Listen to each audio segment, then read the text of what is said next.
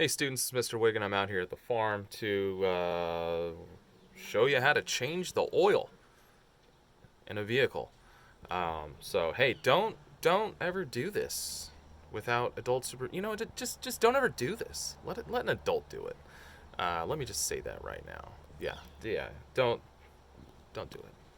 So let's talk about some of the things that we're gonna want. Obviously, one thing we're gonna want is a wrench. I don't have my other wrenches with me, so I have this adjustable crescent wrench. That's for getting the drain plug off, which we'll need to do. Also, check this out. I picked this up at the automotive store. This will hopefully make my life a whole lot easier for changing oil in the future. And I won't need this at all because I'll be able to just twist that and the oil will come right out. Other helpful things, rags, of course you want rags, a funnel for putting oil back into your vehicle. Of course we need oil to put back into your vehicle. Now make sure you get the right kind of oil for your vehicle. Check the owner's manual for what that might be. Now I chose the high mileage for my truck because I believed the advertising and they sold me. I couldn't tell you why it's better. I can only tell you I was sold. So, anyways, make sure you get an oil filter too. You always want to change out your oil filter every single time you change your oil. And if you don't know what kind of oil filter you need, there's usually little books at the automotive store that will tell you exactly what you should get. Lastly, I have one of these things. Now, the Castro Valley Sanitary District, they'll provide these for you for recycling your used motor oil and your oil filters, and they tell you exactly what to do with them. So that's really handy. So when you drain your oil, you can put it right in here. You drain your filter, and you put your filter in here, and you just set it out on the curb, and they come pick it up, and they leave you a new one. If you don't have one, give your sanitary district a call to see if they even do oil recycling, and if they will drop one of those off for you. So let's get to it. Couple other things we're gonna need. One is an oil pan. You gotta catch all that oil and make sure none of it leaks out onto the pavement or the parking lot, wherever you're doing this. And I got one of these. It's a creeper, so I can lay down on it and roll right under my truck. Yeah, really handy to have, and it's got a little headrest too. Sweet. Now, a lot of people might need to jack up their vehicle. Now, my truck is lifted. I've got a ton of space under there. I can just crawl right underneath. I don't need to jack it up at all. If you do jack up your vehicle, make sure you do it according to manufacturers. You're not going to do this anyway, right? You're not going to do this. Let a professional do it. But anyways, you always want to chalk your wheels too to make sure that after you jack it up, the vehicle doesn't roll anywhere. I'm going to go ahead and do that anyway, because why not? And yeah, let's drain the oil. Now, another thing that you're going to want to do before you drain that oil is you're going to want to take off your oil cap. So you got to locate it, take it off, because if you don't take it off, if you've ever held a straw with like soda or something in it, and you put your finger over the top, what happens? That liquid stays inside. Well, the same type of thing is going to happen with your oil. But as soon as you lift your finger off, what happens to that liquid? It rushes right out. Now your oil will still drain, but it'll just drain a lot easier if you take off your cap. So let's go ahead and do that. There's my oil cap right there. I'm just gonna go ahead and twist that baby off. All right. Now here's something good to do. Every time you change your oil, go ahead and wipe around that cap. If there's any kind of gunk or garbage on there, let's just give it a nice clean. And there you go. Now, some people will take out their dipstick too. I don't. You can tell me why I'm wrong if you want to. I'm also going to go ahead and clean off the oil cap, again, just in case there's any gunk or debris that's been caked on there from the last oil change.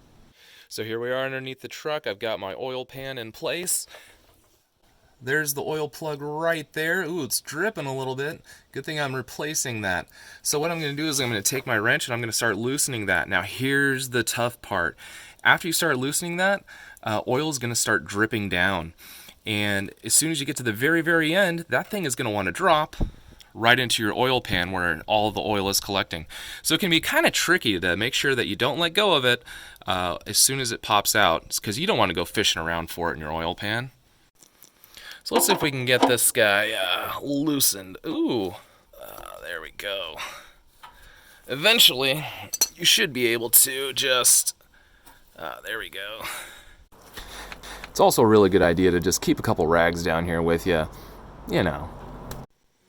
Alright, so I've got it pretty loose, and I'm able to just start unwinding it with my fingers. Now, this is going to be tricky, because you want to make sure that that oil pan is right underneath. So you might need to make some quick movements and adjust it so you catch all that oil. Ah, beautiful. No adjustments needed. I'm going to go ahead and put my oil plug somewhere where I won't lose it, even though I'm going to replace it this time. I still want to hang on to it, just in case I need it in the future. So I've got the oil draining under there, and now you want to just wait. You want to let all of that oil drain out. You don't want to rush it. You don't want to leave any of that nasty old oil in there. Also, it helps if the oil is warm. If you've driven around a little bit, it'll come out a lot easier. So let's go ahead and do this. I'm going to go mow the lawn, and we'll come back and we'll finish this later. Well, the lawn is mowed. We're not really dripping anymore, so now it's time to install this bad boy, this quick release oil plug. And just like before, and all the other things we've done, I want to make sure I wipe off that oil drain valve right there. Get any gunk off. You know, it's always good to start with a clean surface. So I'm going to go ahead and start off just by screwing it in, finger tight.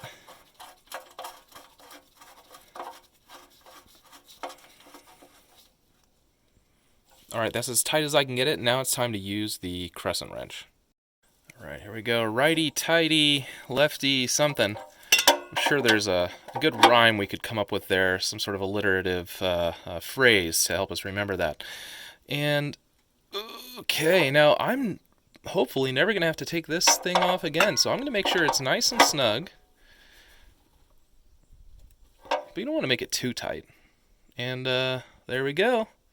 The next thing we need to do is take off our oil filter and let that drain too. So you got to know where your oil filter is. You could probably find that out in your car manual, or if you just kind of poke around and take a look. It's going to look like a cylinder in most cases. Now, there's lots of different tools you can use to take off your oil filter. Sometimes, if you're lucky, you can just take it off with your hands. Other times, you're going to need some type of oil filter wrench. There she is, right there. So I'm going to go ahead and try to remove it with just my hands, and if I can't do that, I'm going to go ahead and resort to a wrench. Well, I got lucky, and I was able to get it off with just my hands.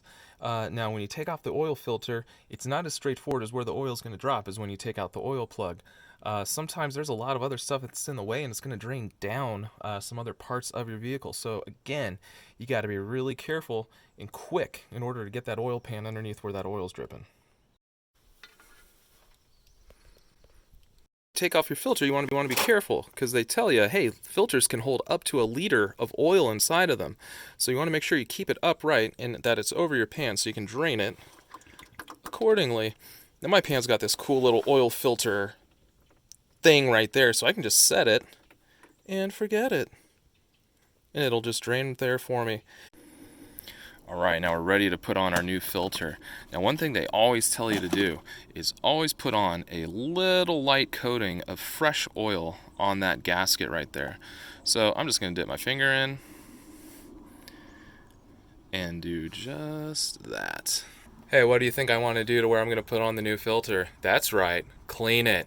So when you put on the new filter, it's really important to try to get the threads to match up just right. You do not want to cross thread that sucker. And you'll be able to feel it going on nice and smooth. And then you stop as soon as you feel it make contact. And once that happens, you're supposed to give it 3/4 turn right after you make that initial contact. So boom, I've made contact. I'm just going to turn it 3/4 of the way again.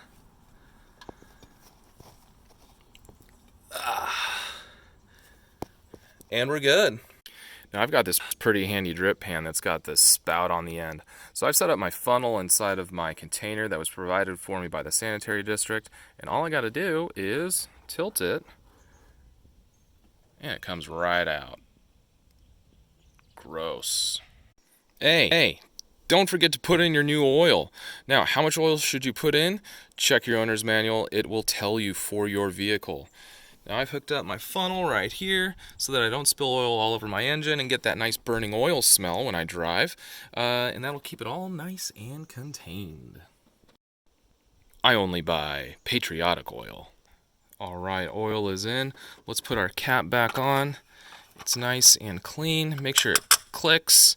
so you know it's tight. We already have our dipstick in, and there's one more thing that I want to do before we finish. What I want to do is start up the truck, let it run for a little while, take a look underneath, make sure there's nothing dripping, that everything got sealed back up tight, and yeah, if so, we're all good.